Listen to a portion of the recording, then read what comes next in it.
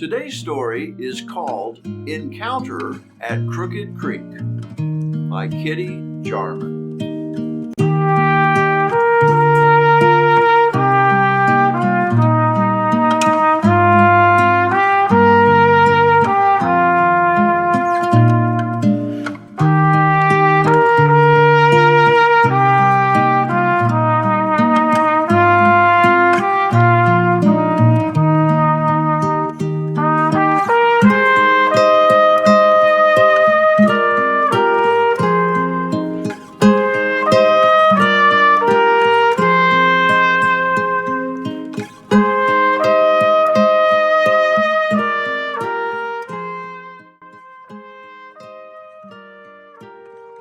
Kitty Jarman grew up near the sea on the north shore of Oahu and now walks the prairies of northern Illinois and participates in the Fox Valley writing community. She contributed to Don't Die, Mr. Opal, Oklahoma Needs You, published in 2006, and the Fox Tales 3 anthology, published in 2014. Her short fiction, Memories of a Beggar, is online at fewerthan500.com, and her poetry book, Dead Orchids, is on Amazon. Today, we're reading her short story called Encounter at Crooked Creek. From the little bathroom window of the room in the small town's only motel, Jean watches as dense fog creeps over Crooked Creek, just as the morning sun peeks above dark ridges of the nearby hill. The gray fog is poignant and stirring. Living in the Midwest, she appreciates parts of the country with hills and mountains, and although they are majestic, they have played with her mind in bits of light and shadows. But this visit has been good enough, she thinks. Her second daughter and her husband are doing well, still in love and kind to each other. Jean pours a cup of coffee and sits in the small table in the stuffy room, instead of outside in the fresh air.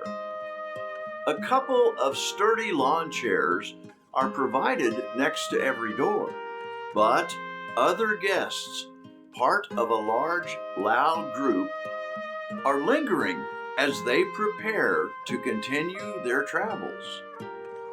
Calling out in loud voices, laughing about how late they got in the night before, asking each other where they want to stop for biscuits and gravy. So, instead, she takes her pen and signs the last page of her manuscript. It's finally complete after a 6-month extension. The delay was her own due to her inner struggle with the emotional ending of the plot. To be honest, to be kind, to be brave, the last couple of weeks brought new clarity to her mind, and then the ending came easy enough.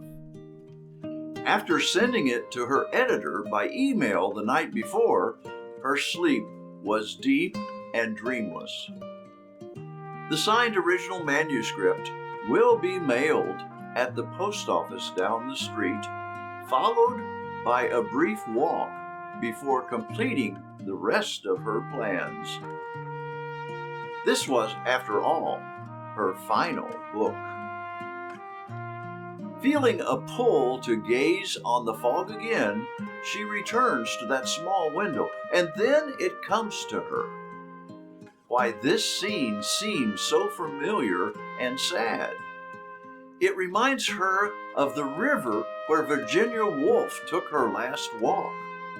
How profound, she thought, how fitting of all days to think of endings. Sitting at the little table, she jots down a poem. Virginia's Fog. Fog rolls across Crooked Creek, moving silently over the stream with stony fingers aching to reach home within the riverbed beneath. After dinner the night before, she called her children, speaking to them of future events, taking time to listen, praising them on their decisions. "Let's do dinner when you're back in town," each of them said. Except the eldest daughter, who was out west in LA. Been there for the last 10 years.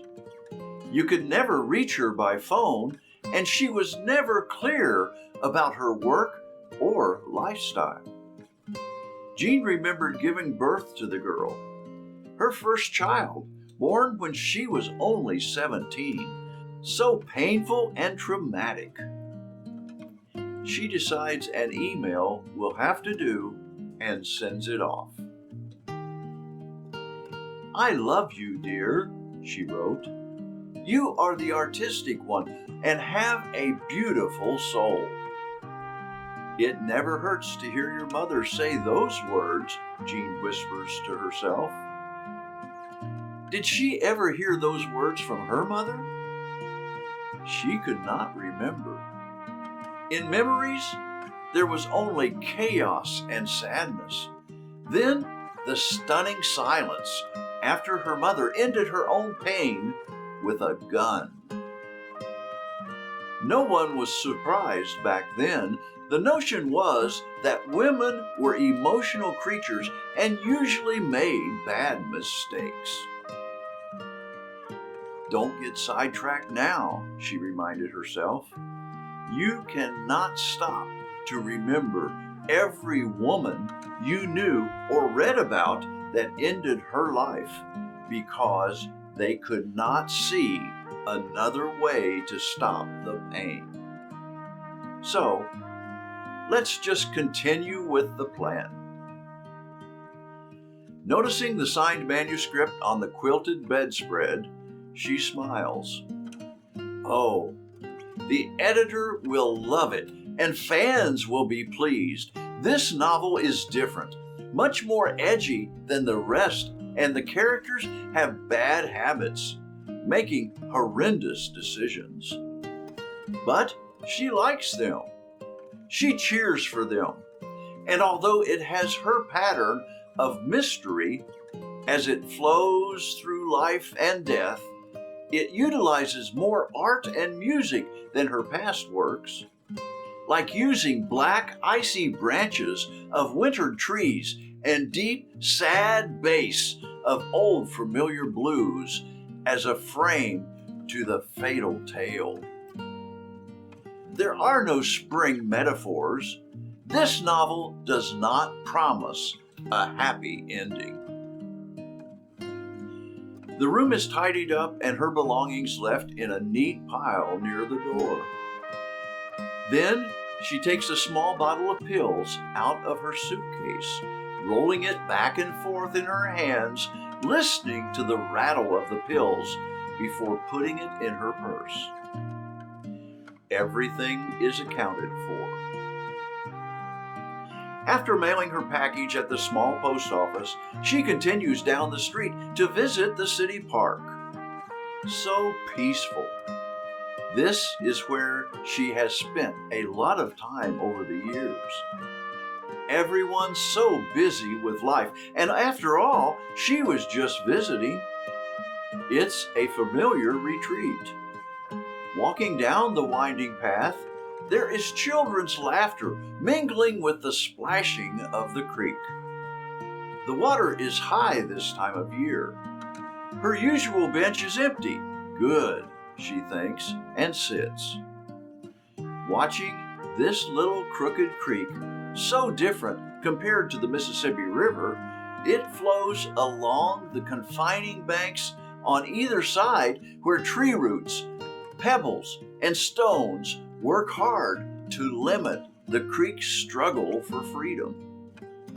She wonders about mental boundaries and if she has limited her own freedom. Lost in contemplation, she rests until the sound of water seeps into her tired mind. Are you sure this is it? The rustling creek seems to question her. Why not? She mumbles out loud. What is there to lose? Her hand rises to block the sunlight, watching it sparkle in a dazzle of dancing diamonds on the surface of the water. A gentle breeze brushes her skin, and she mentally lets it clear away dark memories of past regrets, lost loves, and bleak diagnoses from doctors. What do they know about survival? She sobs. Suddenly, nearby, a large butterfly catches her attention as it weaves in and out of rose bushes. The simple vitality of that winged being touches her.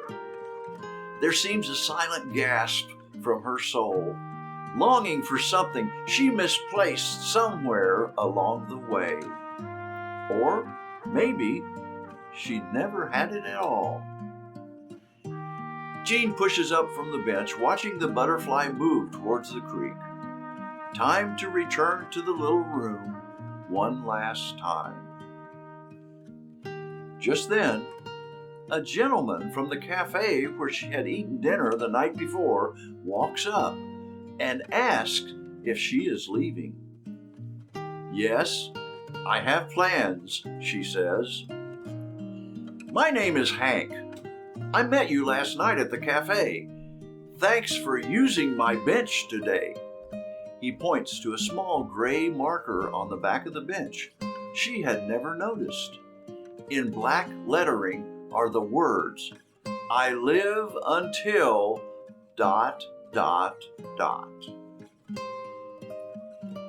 He rests his hand on the bench and says, I had that plaque made 20 years ago, and look, I'm still here. Please, sit with me for a minute. My daughter works at the cafe and told me you're a writer. I admire folks who create lives on paper. God knows I've never been quite sure how to live mine. He gazes at her with eyes the color of a gray, misty fog. And suddenly, there it is. A spotlight, bright and shining on her. It's a clear offer of a choice. A chance to rewrite the best ending for herself. And while she feels the old pull of the familiar fog with its dark shadows, the cloud formations that blocked the sun a few minutes ago move on, and warmth flows to her cheeks. Then the butterfly weaves itself between her and the kind gentleman, landing on his bench. Taking a deep breath, she extends her hand, smiling. Hello, I'm Jean.